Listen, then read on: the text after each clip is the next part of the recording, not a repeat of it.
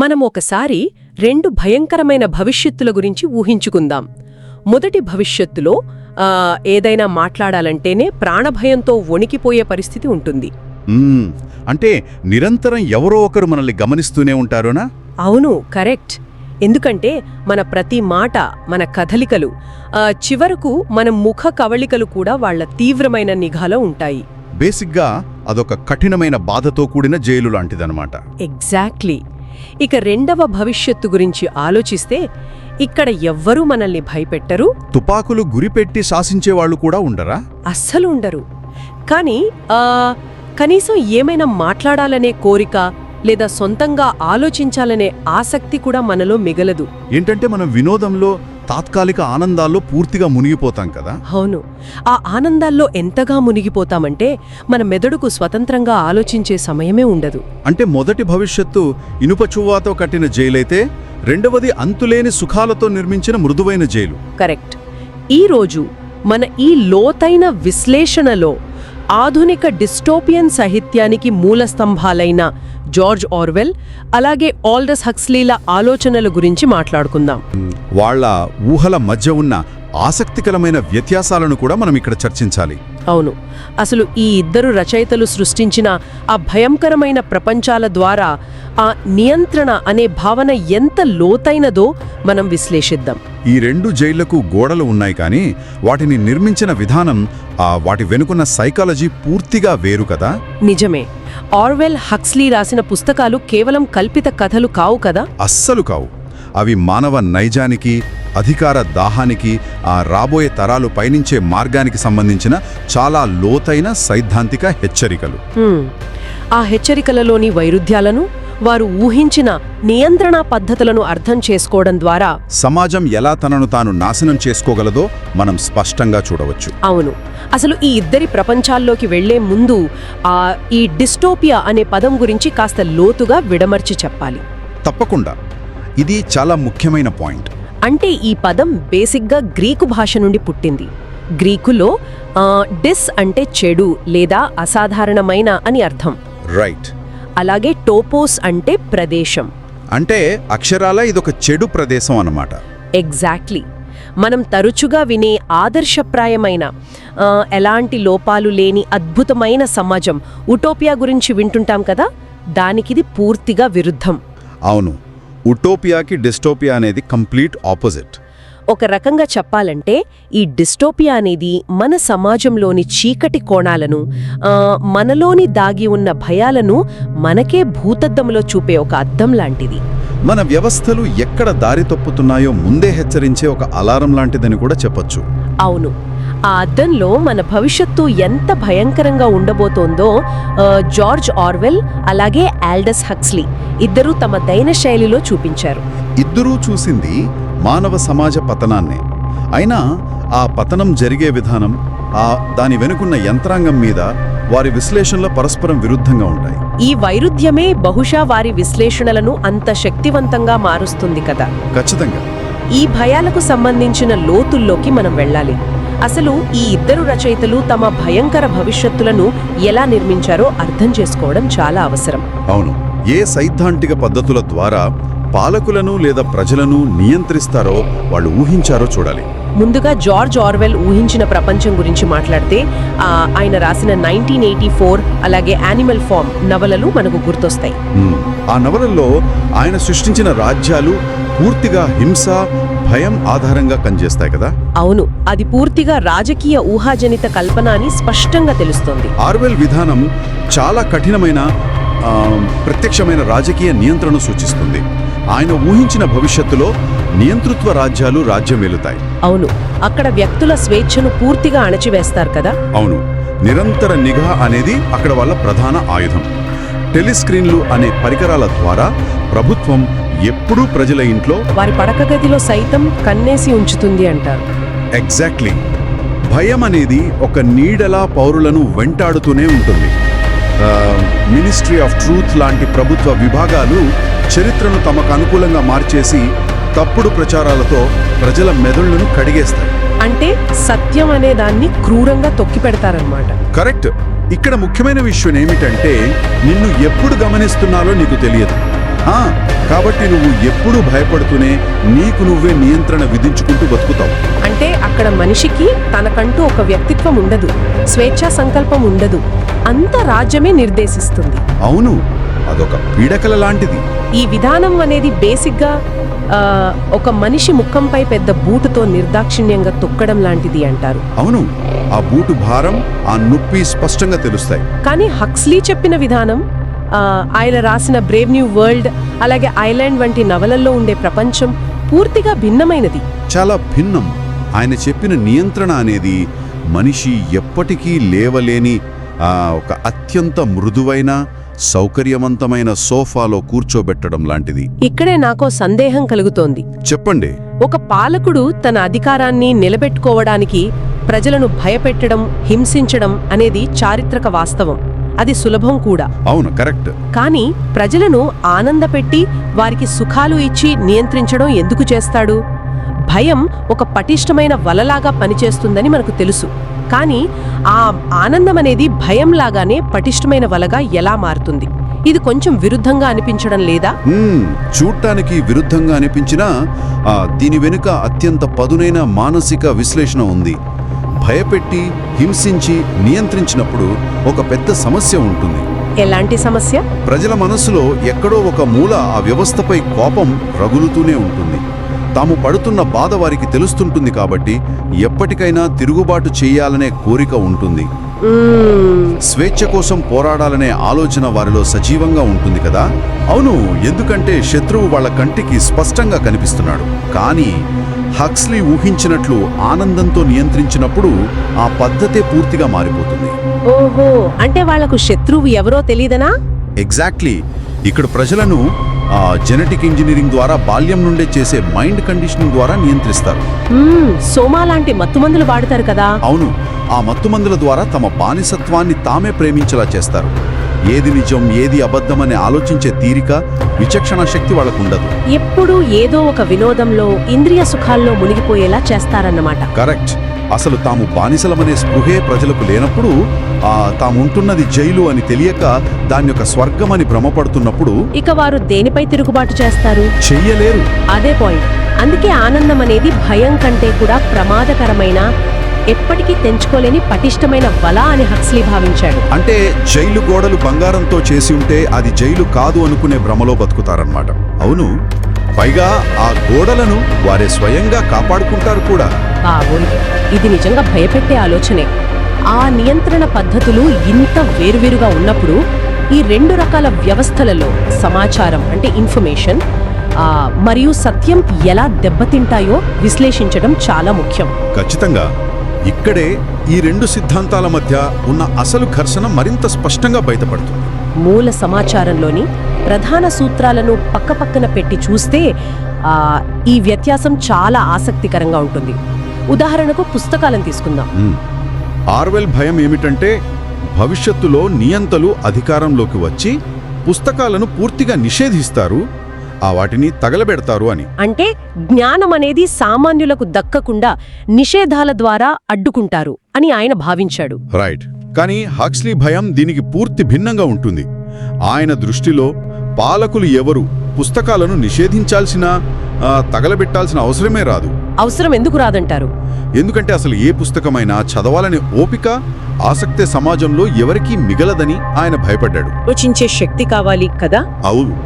కానీ ఎప్పుడైతే మనుషులకు ఎలాంటి శ్రమ లేకుండానే అప్పటికప్పుడు కిక్కిచ్చే వినోదం సులభంగా దొరుకుతుందో అప్పుడు కష్టపడి జ్ఞానాన్ని సంపాదించాలనే కోరిక చచ్చిపోతుంది.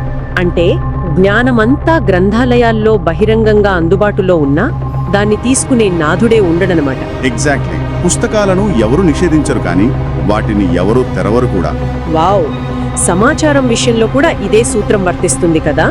నియంతలు అసలు సమాచారాన్ని ప్రజలకు దక్కకుండా చేస్తారని, ఆ వార్తలను అణచివేస్తారని ఆర్వెల్ భయపడ్డాడు. అవును, ప్రపంచంలో ఏం జరుగుతుందో ఎవరికీ తెలియకుండా ఒక చీకటి గదిలో బంధిస్తారని ఆర్వెల్ అనుకున్నాడు. కానీ హక్స్లీ ఊహించినది వింటే ఆశ్చర్యం వేస్తుంది. ఆ విపరీతమైన సమాచారంతో, వార్తలతో ప్రజలను ఉక్కిరిబిక్కిరి చేస్తారని ఆయన భయపడ్డాడు. ఆ నిరంతర సమాచార ప్రవాహంలో పడి అసలు ఏది ముఖ్యమో ఏది అప్రధానమో తెలుసుకోలేక ప్రజలు నిష్క్రియాత్మకంగా మారిపోతారని ఆయన అన్నాడు. అవును కదా, ప్రపంచంలో ఏం జరుగుతుందో పట్టించుకోకుండా కేవలం తమ స్వార్థం చూసుకునే స్థాయికి దిగజారిపోతారని హక్స్లీ భావించాడు. దీన్ని మనం సైకలాజికల్ కోణంలో చూస్తే దీని వెనుకున్న అసలు కారణం అర్థమవుతుంది. మనిషి మెదడు ఒకేసారి పరిమిత సమాచారాన్ని మాత్రమే విశ్లేషించగలదు. కరెక్ట్. ఎప్పుడైతే ఒక మనిషిపై వేల కొద్ది వార్తలు, వదంతులు, పనికిరాని విషయాలు నిరంతరం దాడి చేస్తాయో అప్పుడు మెదడు అలసిపోతుంది. దీన్నే మనం డెసిషన్ ఫెటీగ్ లేదా కాంటెక్స్ట్ కొలాప్స్ అనొచ్చు. అంటే ఇంత సమాచారాన్ని ప్రాసెస్ చేయలేక చివరికి దేని మీద స్పందించకుండా మనిషి ఒక రకమైన ముద్దుబారిన స్థితికి చేరుకుంటాడనమాట. అవును, నిజం అనేది దాచబడితే దానికోసం వెతుకుతాం, దాన్ని బయటకు తీయడానికి పోరాడతాం. కానీ లక్షలాది అబద్ధాల మధ్య, పనికిరాని వినోదాల మధ్య అసలు నిజం కలిసిపోయినప్పుడు ఆ నిజాన్ని వెతికే ప్రయత్నం కూడా ఎవరూ చేయలేరు కదా. ఎగ్జాక్ట్లీ, సత్యం విలువ పూర్తిగా తుడిచిపెట్టుకుపోతుంది. ఇక్కడే హక్స్లీ తన బ్రేవ్ న్యూ వరల్డ్ రీవిజిటెడ్ పుస్తకంలో చేసిన ఒక వ్యాఖ్యను మనం ఖచ్చితంగా ప్రస్తావించాలి. ఏంటా వ్యాఖ్య? నియంతృత్వాన్ని ఎదిరించే పౌర హక్కులవాదులు, సమాజ శ్రేయస్సు కోరుకునే మేధావులు ఒక ముఖ్యమైన విషయాన్ని అంచనా వేయడంలో విఫలమయ్యారని ఆయన వాదించాడు. అదేమిటంటే మనుషులకు వినోదం పట్ల ఉన్న అనంతమైన ఆకలి. వావ్, ఇది చాలా పవర్ఫుల్ పాయింట్. అవును, ఆ ఆకలి ఎంత తీవ్రమైనదంటే స్వేచ్ఛ కంటే, హక్కుల కంటే ఏమాత్రం శ్రమలేని వినోదాన్నే మానవజాతి ఎక్కువగా కోరుకుంటుంది. అంటే మనం కోరుకునేదాన్నే మనకు ఇస్తూ, మన బలహీనతను వాడుకుంటూ మనల్ని నియంత్రించే శత్రువును ఎదుర్కోవడం నిజంగా అసాధ్యమే కదా. ఖచ్చితంగా. ఒక శత్రువు మనల్ని హింసిస్తే అతను మన స్వేచ్ఛను హరిస్తున్నాడని మనం స్పష్టంగా గుర్తిస్తాం కదా. అవును, ఆ కోపం మనల్ని ఏకం చేస్తుంది, పోరాడేలా చేస్తుంది. కానీ అదే శత్రువు మనం కోరుకునే సుఖాన్ని, వినోదాన్ని నిరంతరం అందిస్తూ మన ఆలోచనా శక్తిని మెల్లగా చంపేస్తుంటే ఆ శత్రువుని మనం దేవుడిలా ఆరాధిస్తాం కదా. నిజమే, మన కళ్ళ ముందున్న సంకెళ్ళు ఎంత అందంగా, ఆకర్షణీయంగా ఉన్నాయంటే వాటిని తెంచుకోవాలని మనకు అనిపించదు. పైగా ఆ వ్యవస్థను మనం ప్రేమిస్తాం. మనకు తెలియకుండానే మనం ఆ సుఖాలకు, ఆ వినోదాలకు బానిసలైపోతాం. ఇదే హక్స్లీ చెప్పిన అత్యంత ప్రమాదకరమైన నియంత్రణ. సమాచారాన్ని ఇలా భయంతోనో లేదా వినోదంతోనో నియంత్రించడం వల్ల అంతిమంగా సమాజం లేదా సంస్కృతి ఎలా రూపాంతరం చెందుతుందో మూల గ్రంథాలు చాలా వివరంగా చర్చించాయి కదా. అవును, ఇద్దరు వేరువేరు మార్గాల్లో ప్రయాణించిన వారి గమ్యస్థానాలు సమాజ పతనాన్ని సూచిస్తున్నాయి. ఈ సంస్కృతుల పతనం అనేది ఎలా ఉంటుందో మనం విశ్లేషించాలి.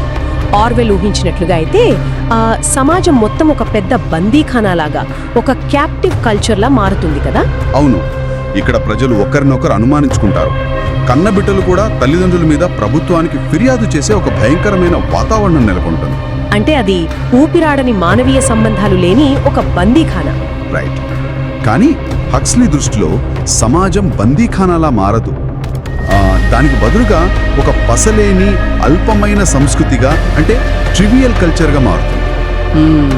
అంటే సమాజంలో లోతైన తత్వశాస్త్రం, ఉన్నతమైన కళలు, గంభీరమైన చర్చలు అన్ని కనుమరుగైపోతాయి కదా. అవును, వాటి స్థానంలో ఎందుకు పనికిరాని కేవలం అప్పటికప్పుడు మత్తునిచ్చే విషయాలకే సమాజం ప్రాధాన్యత ఇస్తుంది. దీనికి సంబంధించి ఆయన వాడిన కొన్ని పదాలు, వాటి వెనుక ఉన్న యంత్రాంగం చాలా గంభీరమైనవి కదా. అవును, ఫీలిస్ పోర్గి మరియు సెంట్రిఫ్యూగల్ బంబుల్ పప్పీ వంటివి కేవలం వింత పదాలు కావు. అవి మానవ మనస్సును హైజాక్ చేసే టెక్నిక్స్. ఈ పదాల వెనుక ఉన్న అసలు అర్థమేమిటో వివరిస్తే ఆ వ్యవస్థ ఎంతటి కుట్రపూరితమైనదో మనకు అర్థమవుతుంది. ఉదాహరణకు, ఈ సెంట్రిఫ్యూగల్ బంబుల్ పప్పీ అనేది కేవలం ఒక ఆట కాదు కదా. దీని వెనుక అసలు ఉద్దేశం ఏంటి? సాధారణంగా పిల్లలు ఆడుకోవాలంటే ఒక చిన్న కర్ర, బంతి చాలు కదా. అవును. కానీ హక్స్లీ ప్రపంచంలో సెంట్రిఫ్యూగల్ బంబుల్ పప్పీ అనే ఆట ఆడాలంటే అత్యంత సంక్లిష్టమైన, ఖరీదైన యంత్రాలు కావాలి. ఓహో, అంటే దీని ఉద్దేశం పిల్లలకు ఆటను నేర్పించడం కాదనమాట. కాదు, చిన్నప్పటి నుండే వారిని వినియోగదారులుగా, అంటే కన్స్యూమర్స్గా మార్చడం. సింపుల్గా ఉచితంగా ఆనందించడం వారికి తెలియకూడదు. ఆనందం కావాలంటే ఖచ్చితంగా ఏదో ఒక వస్తువుని కొనుగోలు చెయ్యాలి, యంత్రాలపై ఆధారపడాలి అనే వినియోగదారితనాన్ని వారి నరనరాన జీర్ణమయ్యేలా చెయ్యడమే దీని లక్ష్యం. ఎగ్జాక్ట్లీ. ఇక ఫీలిస్ విషయానికొస్తే, ఇది మామూలు సినిమాలు కావు. అంటే 3D లేదా 4D లాంటివా? అంతకంటే ఎక్కువే. తెరపై జరుగుతున్న దానికి కేవలం చూడటం కాదు, భౌతికంగా స్పర్శను, వాసనను ఫీల్ అయ్యేలా చేసే ఒక అత్యున్నత స్థాయి ఇంద్రియ సుఖం ఇది. అబ్బా, ఈ ఫీలిస్ చూస్తున్నప్పుడు మనిషి మెదడు పూర్తిగా స్తంభించిపోతుందేమో కదా? అవును, తన స్వంత ఊహకు కానీ ఆలోచనకు కానీ అక్కడ చోటే ఉండదు. అలాగే ఓర్గి పోర్గి అనేది మూకుమ్మడిగా చేసే ఒక రకమైన మత్తు ఉత్సవం కదా? రైట్. ఇందులో పాల్గొన్నప్పుడు మనిషి తన వ్యక్తిత్వాన్ని పూర్తిగా కోల్పోయి గుంపులో ఒకడిగా, ఎలాంటి స్వంత ఆలోచన లేనివాడిగా మారిపోతాడు. మత్తులో ఉంచడమే ఈ వ్యాపకాల ప్రధాన లక్ష్యమా? ఖచ్చితంగా. ప్రశాంతంగా కూర్చొని జీవిత సత్యాల గురించి చర్చించుకోవడం, ప్రకృతిని ఆస్వాదించడం లేదా తమలోని బాధను అర్థం చేసుకోవడం లాంటివి అక్కడ ఉండవు. కేవలం అప్పటికప్పుడు కిక్కిచ్చే వ్యాపకాలతోనే ప్రజలు కాలక్షేపం చేస్తారు. దీని సారాంశం చూస్తే మనకొక స్పష్టమైన చిత్రం కనిపిస్తుంది. అవును, మనుషులను భౌతిక బాధల ద్వారా దారిలోకి తెచ్చుకోవడం అనేది జార్జ్ ఆర్వెల్ పద్ధతి అయితే, ఆ ఆనందాల ద్వారా దారిలోకి తెచ్చుకోవడం అనేది ఆల్డస్ హక్స్లీ పద్ధతి. కరెక్ట్. మనం ద్వేషించేవి మనల్ని నాశనం చేస్తాయని ఆర్వెల్ భయపడితే, మనం విపరీతంగా ప్రేమించేవి మనల్ని అంతిమంగా నాశనం చేస్తాయని హక్స్లీ భయపడ్డాడు కదా. ఇది చాలా శక్తివంతమైన వ్యత్యాసం. నిజమే. మానవ ప్రవర్తనను నియంత్రించడంలో బాధ, ఆనందం అనేవి పైకి ఒకదానికొకటి పూర్తి వ్యతిరేకమైన పదాలుగా కనిపించవచ్చు, కానీ ఒక వ్యవస్థ దృష్టిలో ఈ రెండు ఒకే నాణ్యానికి ఉన్న రెండు ముఖాలు. అంటే ఒక వ్యవస్థ మనుషులను తన గుప్పిట్లో పెట్టుకోవాలనుకున్నప్పుడు అది వారిలోని ప్రాథమిక భావోద్వేగాలను వాడుకుంటుందంటారు. అవును. ఆర్వెల్ ప్రపంచంలో బాధ అనేది మనిషిలోని ప్రాణభయాన్ని ప్రేరేపించి ఎదురు తిరగకుండా చేస్తే, హక్స్లీ ప్రపంచంలో ఆనందం అనేది మనిషిలోని కోరికను, వ్యసనాన్ని ప్రేరేపించి అసలు ఎదురు తిరగాలనే ఆలోచనే రాకుండా చేస్తుంది. విశాలమైన కోణంలో చూస్తే ఈ రెండు విధానాల అంతిమ లక్ష్యం ఒక్కటే అనిపిస్తోంది. మనిషి తనను తాను తెలుసుకోకుండా, సామాజిక వాస్తవాలను ప్రశ్నించకుండా ఒక యంత్రంలో కీలుబొమ్మలా బతకడం. ఎగ్జాక్ట్లీ. బాధ దెబ్బతీస్తుంది, ఆనందం మత్తులో పడేస్తుంది, కానీ రెండూ చేసేది మనిషిని బానిసను చేయడమే. ఇప్పుడు వరకు మనం ఆర్వెల్ హక్స్లీ ఊహించిన ఆనాటి సైద్ధాంతిక భయాలను, వారు సృష్టించిన ఆ ఊహాజనిత ప్రపంచాల వెనుక ఉన్న మెకానిజమ్స్ ని చాలా లోతుగా విశ్లేషించాం. ఇప్పుడు ఈ రెండు భయాలను నేటి మన ఆధునిక వాస్తవికతతో ముడిపెట్టి చూద్దాం. అవును, మన చుట్టూ ఇప్పుడు జరుగుతున్నది గమనిస్తే మనం ప్రస్తుతం ఆర్వెల్ ప్రపంచంలో ఉన్నామా లేక హక్స్లీ ప్రపంచంలో ఉన్నామా? నా ఉద్దేశంలో బహుశా మనం ఈ రెండింటి భయంకరమైన కలయికలు జీవిస్తున్నామనిపిస్తుంది. అవును, నిజమే. ఒకవైపు ఆర్వెల్ ఊహించినట్లుగానే నిరంతర నిఘా వాతావరణం మన చుట్టూ ఉంది. మనం ఎక్కడికి వెళ్తున్నామో కళ్ళు గప్పి కెమెరాలు రికార్డ్ చేస్తున్నాయి. మనం ఏమనుకుంటున్నామో మన ఆన్లైన్ సెర్చ్ హిస్టరీల ద్వారా పర్యవేక్షిస్తూనే ఉన్నారు. సరిగ్గా అదే సమయంలో మనం హక్స్లీ ప్రపంచంలో కూడా పూర్తిగా కూరుకుపోయాం కదా. అవును, కేవలం మన సౌలభ్యం కోసం, కొద్దిపాటి సౌకర్యం కోసం మన వ్యక్తిగత సమాచారాన్ని, మన ప్రైవేట్ డేటాను ఎటువంటి సంకోచం లేకుండా ఆన్లైన్ వేదికల చేతిలో పెట్టేస్తున్నాం. అంతంలేని ఫీలీస్ లాంటి చిన్న చిన్న వీడియోల వెల్లువలో ఎప్పుడూ ఏదో ఒక కాలక్షేపం చేస్తూ మనల్ని మనం ముంచేసుకుంటున్నాం కదా. అవునవును. ప్రపంచంలో ఎక్కడో ఒక అన్యాయం జరుగుతుంటే దాని గురించి ఆలోచించాల్సిన మనం ఒక 10 సెకండ్ల వినోదభరితమైన వీడియో చూసి ఆ అన్యాయాన్ని మర్చిపోతున్నాం. మన కళ్ళ ముందున్న అపారమైన సమాచారంలో ఏది నిజమో ఏది అబద్ధమో తెలుసుకోలేక, తెలుసుకునే ఓపిక లేక చివరికి ఒక రకమైన ఉదాసీనతకు లోనవుతున్నాం. ఇది ఖచ్చితంగా హక్స్లీ చెప్పిన ఉదాసీనత మరియు వినోదపు మత్తుకు నిదర్శనమని చెప్పొచ్చు. మనం ఒకవైపు మన సమాచారాన్ని తీసుకుంటున్నారని నిఘాను వ్యతిరేకిస్తూనే, మరోవైపు మనం ఎక్కడున్నామో, ఏం తింటున్నామో, ఏం చేస్తున్నామో మనమే స్వచ్ఛందంగా ఫోటోలు, స్టేటస్ల రూపంలో అందజేస్తున్నాం కదా. దీని అర్థం ఏంటి? మనం నిజంగానే మనకు ఏమాత్రం అర్థం కాని ఒక అతిపెద్ద అల్గరిథం వ్యవస్థ చేతిలో కీలుబొమ్మలుగా మారుతున్నామా? అటు భయానికి ఇటు ఆనందానికి ఏకకాలంలో బానిసలవుతున్నామా అన్న వాస్తవం కాస్త కలవర పెడుతోంది. ఒకప్పుడు అధికారం ఎక్కడుందో, ఎవరి చేతిలో ఉందో స్పష్టంగా తెలిసేది. ఒక రాజు లేదా ఒక నియంత రూపంలో అధికారం కళ్ల ముందు కనిపించేది. కరెక్ట్. కానీ ఇప్పుడు వ్యవస్థలు చాలా సంక్లిష్టంగా మారాయి. మనల్ని నియంత్రించే పద్ధతులు కంటికి కనిపించనంత మృదువుగా మారిపోయాయి. అవును, మనం వాడుతున్న టెక్నాలజీ వెనుక ఉన్న అసలు ఉద్దేశ్యాలు మనకు పూర్తిగా తెలియవు కదా. ఏది మనల్ని బంధిస్తోందో, ఏది మనకు స్వేచ్ఛను ఇస్తోందో కూడా మనం గుర్తించలేని పరిస్థితి. ఆ తెలియకపోవడమే మనల్ని ఆ వ్యవస్థకు కీలు బొమ్మలను చేస్తోంది. మనకు తెలియకుండానే నిఘాకు, అలాగే వ్యసనంగా మారిన ఆనందానికి పూర్తిగా అలవాటు పడిపోయాం. ఖచ్చితంగా. ఈ లోతైన విశ్లేషణను ముగించే ముందు ఈ చర్చ ద్వారా బయటపడిన ఒక సరికొత్త మెదడుకు పదును పెట్టే ఆలోచనను ఇక్కడ వదిలి వెళ్ళాలి అనుకుంటున్నాను. చెప్పండి. మనం 2 వేరువేరు భయాల గురించి మాట్లాడుకున్నాం. మనల్ని నిరంతరం గమనిస్తున్న భయంకరమైన నిఘా వ్యవస్థ అనేది ఆర్వెల్ భయం కదా. అవును. అలాగే మనల్ని ఎప్పుడు వినోదంలో ముంచెత్తుతూ ఆలోచించనీయకుండా చేసే వ్యవస్థ అనేది హక్స్లీ భయం. రైట్. అయితే ఒక్కసారి ఆలోచించండి, ఒకవేళ ఈ 2 వేర్వేరు కాకుండా ఒకే పరికరం ద్వారా మనం అమలవుతుంటే పరిస్థితి ఏమిటి? అంటే మన స్మార్ట్ ఫోన్ గురించిన మీ ఉద్దేశం? ఎగ్జాక్ట్లీ. ఏ ఆధునిక టెక్నాలజీ అంటే మన చేతిలో ఉన్న స్మార్ట్ ఫోన్ మన ప్రతి కదలికను, మన హృదయ స్పందనను, మన ఇష్టాయిష్టాలను నిరంతరం పర్యవేక్షిస్తూ నిఘా పెడుతోందో. సరిగ్గా అదే ఫోన్ ఆ సమాచారాన్ని వాడుకుని మనకు అత్యంత ఇష్టమైన, మనం ఎప్పటికీ వదిలిపెట్టలేని వినోదాన్ని చూపిస్తూ మనల్ని ఒక అదృశ్య వలయంలో బంధిస్తోంది కదా.